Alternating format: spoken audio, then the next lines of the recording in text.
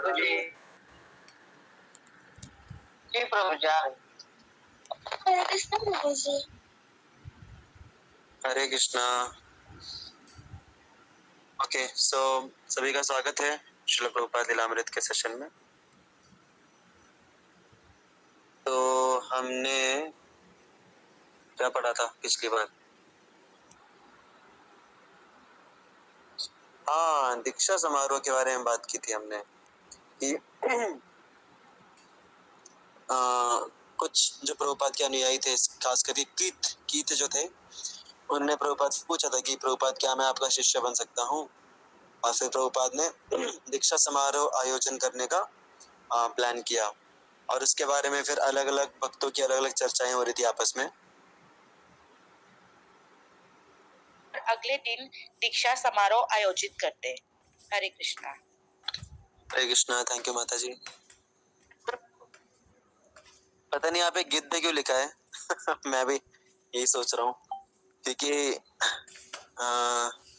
ये गूगल ने ट्रांसलेट किया है, तो I think actual word is something else, but उसको गिद्ध ट्रांसलेट कर दिया गलती से। बट एनीवेज, अभी अगर हम उसको वापस से इंग्लिश में कन्वर्ट करेंगे तो फिर अपना जो कहीं और ही चले जाएगा पूरा पैराग्राफ, तो will not spend time in that. तो आप समझ लीजिए कि वो गिद्ध नहीं है, वो शायद भक्तों को मेंशन किया है वैसा। तो देखिए कितना अच्छा कोइंसिडेंस है कि भी जन्माष्टमी का महोत्सव आने वाला है और यहाँ पे भी जन्माष्टमी का ही वर्णन आ रहा है। So we are so much connected with Prabhupada ना, and everything is going on very perfectly. So very nice, we are in sync with Prabhupada's life. Okay, तो यहाँ पे एक बहुत इंपॉर्टेंट चीज बताई हमें पता चलती है वॉली और हार्वर्ड के डिस्कशन में कि जो दीक्षा का समारोह रहता है, दीक्षा की जो सेरेमनी रहती है, वो एक औपचारिकता होती है। ऐसा हम नहीं बोल सकते कि दीक्षा ले लिया मतलब दीक्षा का समारोह हो गया मतलब कोई व्यक्ति शिष्य बन गया है। इट डिपेंड्स कि वो कितना फॉलो कर पा रहा है। वो कुछ शिष्य ऐसे रहते हैं जो कि दीक्षा लिए बिना भी बहुत स्ट्रिक्टली फॉलो करते हैं, और कुछ शिष्य ऐसे रहते हैं जो कि धीरे धीरे उनको थोड़ा टाइम लगता है स्ट्रिक्टनेस में आने पे। धीरे धीरे वो करते रहते हैं, स्ट्रगल करते करते धीरे धीरे वो स्ट्रिक्ट स्टैंडर्ड्स पे आते हैं। तो it's not just ceremony, it depends on how much you have accepted the Guru in our heart. तो यही यहाँ पे चर्चा हो रही है। और हार्वर्ड जो उन्होंने क्या बोला कि मुझे कुछ पता नहीं है, मुझे सिर्फ इतना पता है कि श्रील प्रभुपाद की जो टीचिंग्स है वो मुझे काफी अच्छी लगती हैं और उससे मुझे काफी बदलाव आ रहा है। That's all that matters, which is very correct consciousness. Okay, तो अभी हम आगे पढ़ेंगे। एक मजे की बात यह है कि प्रभुपाद अमेरिका जब आए थे तो प्रभुपाद का जो जन्माष्टमी मतलब प्रभुपाद की जन्माष्टमी मनी थी जलदूत के अंदर, वो जो कार्गो शिप था उसके अंदर प्रभुपाद ने जन्माष्टमी मनाई थी। और जन्माष्टमी के ही अगले दिन प्रभुपाद का खुद का ये होता है आविर्भाव दिवस, जस्ट अगले दिन। जैसे अभी 4 तारीख को जन्माष्टमी है, 4 सितंबर को, तो 5 सितंबर को प्रभुपाद का आविर्भाव दिवस है, जस्ट नेक्स्ट डे। तो प्रभुपाद ने ये नहीं सोचा कि चलो जन्माष्टमी वृंदावन में मना के फिर उसके बाद जाते हैं अमेरिका, अपना बर्थडे भी मनाएंगे मस्त आराम से वृंदावन में, उसके बाद अमेरिका निकलेंगे। नहीं, प्रभुपाद के लिए कुछ मैटर ही नहीं करता, जन्माष्टमी हो ना हो, कुछ हो ना हो, गुरु ने बोला है पाश्चात्य देशों में जाना है तो जब वीजा मिल जाए, जब तैयारी हो जाए, निकल लेना है बस जल्दी से जल्दी। तो Prabhupada celebrated his birthday and Janmashtami in boat, इसीलिए हम उनकी कृपा से हम लोग जन्माष्टमी भव्य स्तर पे सेलिब्रेट कर पा रहे हैं, क्योंकि उन्होंने सेलिब्रेट की थी बोट के अंदर। Okay, so will go ahead. Next, Vivek Prabhu can kindly read. Hare Krishna. शाम 6 बजे प्रभुपाद नीचे आए और हमेशा की तरह अपनी सुबह की कक्षा शुरू करने ही वाले थे कि तभी एक लड़के ने उनसे पूछा कि क्या वे अपने पांडुलिपि से कुछ पढ़ेंगे। प्रभुपाद थोड़े झिझके हुए दिखे, फिर भी अपनी भगवत गीता टीका पढ़ने के लिए कहे जाने पर उन्होंने अपनी प्रसन्नता नहीं छिपाई। आमतौर पर वे डॉक्टर राधाकृष्णन के ऑक्सफोर्ड संस्करण की गीता से एक श्लोक पढ़ते थे। यद्यपि टीका में निराकारवादी दर्शन प्रस्तुत किया गया था, प्रभुपाद कहते थे कि अनुवाद 90% सटीक थे। लेकिन आज सुबह उन्होंने रॉय को अपने पांडुलिपि लाने के लिए भेजा और 1 घंटे तक उन्होंने उसके टाइप किए हुए पन्नों से पढ़ा। जन्माष्टमी मनाने के लिए विशेष नियम थे। भोजन नहीं करना चाहिए और पूरा दिन जप, पठन और कृष्ण चेतना पर चर्चा में व्यतीत करना चाहिए। उन्होंने कहा, यदि कोई बहुत कमजोर हो जाए तो रसोई में फल उपलब्ध है, लेकिन बेहतर यही है कि वे भारत में भक्तों की तरह आधी रात को भोज तक उपवास रखे। उन्होंने कहा कि भारत में लाखों लोग हिंदू, मुसलमान या कोई भी भगवान कृष्ण का जन्मदिन मनाते हैं और हर मंदिर में कृष्ण की लीलाओं के उत्सव और समारोह आयोजित किए जाते हैं। Hare Krishna. Hare Krishna. Thank you so much Vivek bro. तो समझा आप सभी को कैसे मनाना है जन्माष्टमी? हमें अलग से कुछ डिस्कशन करने की जरूरत नहीं है, यहाँ पे डायरेक्ट प्रभुपाद बता दे रहे हैं हमको। सो अमेजिंग ना, जन्माष्टमी आ रहा है और प्रभुपाद से हमको डायरेक्टली सुनने को मिल रहा है यहाँ पे कि कैसे मनाना है Janmashtami. I think Prabhupada is very pleased with all of you. हमारे फोरम से प्रभुपाद काफी प्रसन्न है and he is reciprocating in this way. तो हमें क्या क्या करना चाहिए जन्माष्टमी में? भोजन नहीं करना चाहिए, फास्टिंग करना चाहिए पूरा फुल, पानी से भी फास्टिंग करना चाहिए। और पूरा दिन, देखिए अभी आप लोगों को सुन के लग रहा होगा अरे यार पूरा दिन भर फास्टिंग, बाप रे कैसे जाएगा वो दिन। बट एक्चुअल में देखा जाए तो ऐसा निकल जाता है ना दिन, पता ही नहीं चलता। अभी मैं पिछले कितने 13 साल से जन्माष्टमी में फास्टिंग कर रहा हूँ। ऑफ कोर्स हम सभी करते हैं और पता ही नहीं चलता कैसे दिन निकल गया। क्यों? क्योंकि पूरे दिन भर अगर हम बैठ के बस सोचते रहेंगे अरे यार आज फास्टिंग किया, आज फास्टिंग किया, आज फास्टिंग किया, तब फिर भूख लग जाएगी। लेकिन अगर हमारा ध्यान ही नहीं है उसके ऊपर, क्योंकि जन्माष्टमी के दिन जन्माष्टमी के दिन बहुत सारे विजिटर्स आते हैं, मतलब हजारों विजिटर्स आते हैं। कभी तो मुझे लगता है कि लाखों में आते होंगे विजिटर्स यहाँ पे अपने एनवीसीसी में। बहुत, मतलब पूरा आप लोगों ने अगर एक्सपीरियंस किया है, बाहर रोड तक पूरी लाइन जाती है और पूरा जैम पैक्ड रहता है पूरा टेम्पल। और इस बार तो अलग ही लेवल पे होने वाला है, क्योंकि हर साल महाराष्ट्र की जन्माष्टमी और इस्कॉन की जन्माष्टमी एक दिन के मतलब नेक्स्ट डे पे रहती है। एक दिन महाराष्ट्र की जन्माष्टमी रहती है तिथि के अनुसार और एक दिन इस्कॉन की जन्माष्टमी रहती है अगले दिन। क्योंकि इस्कॉन में हम लोग जन्माष्टमी मनाते हैं as per Vrindavan timeline. Vrindavan के जो तिथि रहती है उसको हम इस्कॉन में फॉलो करते हैं। तो वृंदावन नॉर्थ में है, महाराष्ट्र थोड़ा नीचे है, तो इसलिए एक दिन का ये आ जाता है डिफरेंस। लेकिन तो उसमें कैसा रहता है, 2 दिन में पूरा जितना भी क्राउड है वो 2 दिन में डिस्ट्रीब्यूट हो जाता है, फिर भी इतनी भीड़ रहती है खचाखच। अभी इस बार इस साल एक ही दिन पे आ रहा है, मतलब वृंदावन का मतलब इस्कॉन का जन्माष्टमी और महाराष्ट्र का जन्माष्टमी एक ही दिन पे कोइंसाइड कर रहा है। तो मतलब हम सोच भी नहीं सकते इतना भीड़ रहेगा और हर साल भीड़ बढ़ते जा रही है डिवोटीज की। तो यहाँ पे कैसा रहता है 2 प्रकार, एक तो रहते हैं विजिटर्स। तो विजिटर्स ठीक है, वो क्या करते हैं पता नहीं, लेकिन जो डिवोटीज रहते हैं, डिवोटीज सेलिब्रेट करते हैं जन्माष्टमी कैसे? किसी को पता है जन्माष्टमी डिवोटीज कैसे सेलिब्रेट करते हैं? मंदिर के अंदर देखिए, मंदिर में बहुत सारी चीजें होती हैं उस दिन, जन्माष्टमी के दिन कल्चरल प्रोग्राम्स होते हैं, भगवान का भव्य अभिषेक होता है, सिंगिंग, डांसिंग, बहुत कुछ होता है। स्टॉल्स लगते हैं अलग अलग, उसमें बहुत कुछ अलग अलग चीजें देखने को मिलती हैं, करने को मिलती हैं। लेकिन डिवोटीज ये सब नहीं करते। डिवोटीज का पूरा दिन जाता है सेवाओं में, भर भर के जोरदार सेवाएं रहती हैं, पूरा दिन रात सेवा चलती रहती है। किसी बर्थडे रहता है ना किसी का, तो जिसका बर्थडे रहता है बाहर के लोग आते हैं विजिटर्स, उसको हैप्पी बर्थडे बोल के चले जाते हैं, केक काट के, केक कटवा के, खा के भी। लेकिन जो घर वाले रहते हैं, घर वाले एंजॉय नहीं करते, घर वाले सेवा करते हैं, घर वाले पूरा अरेंजमेंट करते हैं इसका बर्थडे का। तो वैसे ही हम सभी घर वाले हैं भगवान के, तो इसीलिए हम लोग पूरा दिन रात सेवा में लगे रहते हैं और उसमें इतना आनंद आता है, सेवा में इतना आनंद आता है, और उसके बाद फिर भूख भी नहीं लगती। सेवा में इतनी बिजी रहते हैं कि भूख भी नहीं लगती। जो एंजॉय करने का सोचेगा उसको जल्दी भूख लगेगी, लेकिन जो सेवा करेगा उसको कम भूख लगेगी, भूख ही नहीं लगेगी उसको। तो we will release the forms वगैरह, आगे हम रिलीज करेंगे सेवा के लिए भी, तो जिसकी इच्छा रहेगी वो सेवा वगैरह भी कर सकते हैं जन्माष्टमी के दिन।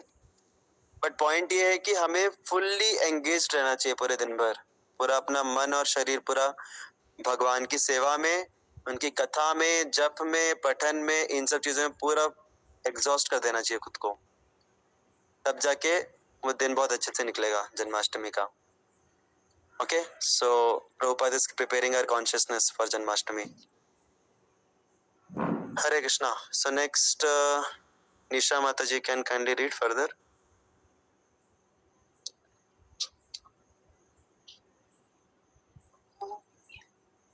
हरे कृष्णा। और अब उन्होंने अंत में कहा, मैं आपको दीक्षा का अर्थ समझाता हूँ। दीक्षा का अर्थ है कि आध्यात्मिक गुरु शिष्य को स्वीकार करते हैं और उसका मार्गदर्शन करने के लिए सहमत होते हैं, और शिष्य आध्यात्मिक गुरु को स्वीकार करते हैं और उन्हें ईश्वर मानकर उनकी पूजा करने के लिए सहमत होते हैं। वे थोड़ी देर रुक के, किसी ने कुछ नहीं कहा, कोई प्रश्न, और जब कोई प्रश्न नहीं था तो वे उठे और बाहर चले गए। श्रद्धालु स्तब्ध रह गए। उन्होंने अभी अभी क्या कह दिया। हफ्तों से वह यही कहते आ रहे थे कि जब कोई खुद को भगवान होने का दावा करे तो उसे कुत्ता समझना चाहिए। वॉली ने कहा, मैं तो पूरी तरह से चकित रह गया हूँ। सब लोग दंग रह गए। हॉवर्ड ने कहा, स्वामी जी ने मानो बम फोड़ दिया हो। आगे पढ़ना है। We can pause here Mata ji. Hare Krishna. Hare Krishna, thank you so much. तो प्रभुपाद का एक फेमस स्टेटमेंट था कि one who says that I am God, he is a dog. G O D God जो खुद को बोलता है वो डीओजी डॉग है। तो प्रभुपाद हमेशा वो कोट करते थे कि कोई भी गुरु अगर खुद को गॉड बोलता है तो वो डॉग है। और यहाँ पे मतलब इतना सबके चेतना में चली गई थी वो बात प्रभुपाद की कि यहाँ पे जब प्रभुपाद ने बोला कि दीक्षा का मतलब क्या है, जो शिष्य है वो गुरु को भगवान मानता है और भगवान की तरह उसकी सेवा करता है, उसकी आराधना करता है। तो ये जब सुना भक्तों ने तो सब स्तब्ध रह गए, कह रहे ये क्या बोल दिया प्रभुपाद ने, मानो बम फोड़ दिया हो। क्योंकि हमेशा जो बोलते थे उसके पूरा विपरीत बोल दिया यहाँ पे कि गुरु भगवान बन जाता है शिष्य के लिए दीक्षा के बाद। तो देखेंगे अभी आगे क्या होगा। तो Prashant Prabhu ji can read ahead. Hare Krishna. Yes, Hare Krishna. उन्होंने कित के बारे में सोचा, वह बुद्धिमान था। कित से सलाह लेनी चाहिए, लेकिन कित अस्पताल में था। आपस में बात करते करते वे और भी भ्रमित हो गए। स्वामी जी की बात ने उनके निर्णय को और भी उलझा दिया था। अंततः वाली ने कित से मिलने अस्पताल जाने का फैसला किया। कित ने पूरी कहानी सुनी। स्वामी जी ने उन्हें उपवास करने के लिए कहा था। उन्होंने अपनी पांडुलिपि से पढ़कर सुनाया था। उन्होंने दीक्षा के बारे में समझाने की बात कही थी और कैसे सभी लोग ध्यान से आगे झुक गए थे। और स्वामी जी ने एक चौंकाने वाली बात कही, शिष्य आध्यात्मिक गुरु को स्वीकार करता है और उन्हें भगवान के रूप में पूजने के लिए सहमत होता है। स्वामी जी ने धीरे से पूछा, कोई सवाल? और फिर वे चले गए। वाली ने स्वीकार किया, मुझे नहीं पता कि मैं अभी दीक्षा लेना चाहता हूँ या नहीं। हमें उन्हें भगवान के रूप में पूजना होगा। हरे कृष्णा। हरे कृष्णा, थैंक यू प्रभु जी। तो इनमें से अपेरेंटली ऐसा है कि कीत जो थे वो सबसे सीनियर डिवोटी थे और वही सब कॉन्टेक्स्ट चल रहा है। तो कुछ लोग फिर डाउट में आ गए कि हमें दीक्षा लेना चाहिए कि नहीं लेना चाहिए, क्योंकि दीक्षा ले लिया मतलब गुरु को भगवान मान के उनकी पूजा करनी होगी। तो बहुत बड़े लेवल का कमिटमेंट ये लगा सारे डिवोटीज को। ओके, सो अभी तक उनको लग रहा था कि ठीक है गुरु स्वीकार कर रहे हैं, उतना हैवी नहीं लग रहा था उनको, बट अभी उनको बहुत हैवी लगने लग गया ये बात। ओके, सो नेक्स्ट माता जी इसमें से कोई पढ़ सकते हैं? We have 4 minutes remaining. Yes Rituja Mata ji पढ़िए। कहाँ से पढ़ना?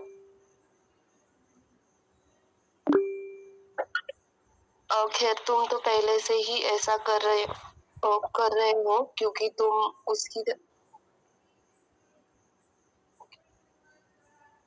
उसकी बात मान ले रहे हो। कितने जवाब दिया और उसने सलाह दी कि दीक्षा से पहले वे स्वामी जी से इस बारे में बात कर ले। वे वॉली मंदिर वापस गया और हॉवर्ड से सलाह ली और फिर वे दोनों स्वामी जी के अपार्टमेंट में गए। क्या आज सुबह आपने जो हमें बताया उसका मतलब है कि आध्यात्मिक गुरु को भगवान मानना चाहिए? हॉवर्ड ने पूछा। इसका अर्थ ये है भगवान के प्रतिनिधि होने के नाते उन्हें भी भगवान के समान ही सम्मान मिलना चाहिए। प्रभुपाद ने शांत भाव से उत्तर दिया। तो क्या ईश्वर ही नहीं है? नहीं, प्रभुपाद ने कहा, भगवान तो भगवान है, आध्यात्मिक गुरु उनके प्रतिनिधि है, इसलिए वे भगवान के समान ही है, क्योंकि वे सच्चे शिष्य को भगवान का संदेश पहुंचा सकते हैं। क्या यह बात स्पष्ट है? यह स्पष्ट नीचे का नहीं दिख रहा है, और ये स्पष्ट थी। नीचे का पढ़ना है। No, we can pause here. Already it's 9:33. 2 he minute है अपने पास। तो अभी आप लोगों को समझा होगा क्या बात है। तो जो गुरु है वो भगवान नहीं है, ईश्वर नहीं है, गुरु ईश्वर के प्रतिनिधि हैं। तो इसीलिए हमें गुरु के माध्यम से भगवान हमारी सेवा स्वीकारते हैं। ओके, तो इसीलिए हम जो भी सेवा भगवान को अर्पण करना चाहते हैं वो हमें गुरु को अर्पण करना चाहिए और उनके माध्यम से भगवान स्वीकारते हैं। जैसे अभी फॉर एग्जाम्पल अगर आपको अपने अभी आज के ज़माने में तो उतना रिलेवेंट नहीं है, बट पहले के ज़माने में लोग लेटर बॉक्स रहता था, उसके अंदर पत्र डालते थे और फिर वो जो पत्र था वो पत्र उनके रिलेटिव के पास पहुंच जाता था। तो क्या जो लेटर बॉक्स है वो रिलेटिव बन गया हमारे लिए? क्या हम ऐसा बोल सकते हैं कि लेटर बॉक्स हमारा रिलेटिव है? No, right. हम क्या बोलते हैं? हम क्या बोलते थे कि मैं अपने मामा को पत्र भेज रहा हूँ। ओके, और फिर हम जाते कहाँ थे? जाके मामा के पास नहीं देते थे, हम लेटर बॉक्स के अंदर डाल देते थे। तो हम लेटर बॉक्स को पत्र दे रहे हैं और वो पत्र पहुंच जा रहा है मामा के पास। तो उसी प्रकार से हम गुरु की सेवा करते हैं तो वो सेवा पहुंच जाती है भगवान के पास। तो जिस प्रकार से लेटर बॉक्स जो है वो हमारे रिलेटिव नहीं हुआ, उसी प्रकार से गुरु भी भगवान नहीं है, लेकिन वो उनको रिप्रेजेंट कर रहे हैं। उनके माध्यम से हम भगवान से आदान प्रदान कर सकते हैं। तो ये चीज फिर यहाँ पे क्लियर हुई डिवोटिस को दीक्षा के बारे में। तो इससे हमें और एक चीज पता चलती है, कभी भी हमें कुछ भी डाउट होता है या कुछ हमें ऐसा लगता है कि अरे ये तो जनरल अंडरस्टैंडिंग से कुछ तो अलग सुनने को मिल रहा है, तो हमें उसके ऊपर परसेप्शन नहीं बना लेना चाहिए, धारणा नहीं बनानी चाहिए। हमें उस व्यक्ति से जाके क्लैरिफाई करना चाहिए। अभी यहाँ पे सपोज उन्होंने धारणा बना ली होती तो फिर हो सकता है उसमें से काफी सारे शिष्य फिर छोड़ ही देते प्रभुपाद को कि प्रभुपाद क्या चल रहा है, कभी कुछ बोलते हैं कभी कुछ और बोलते हैं।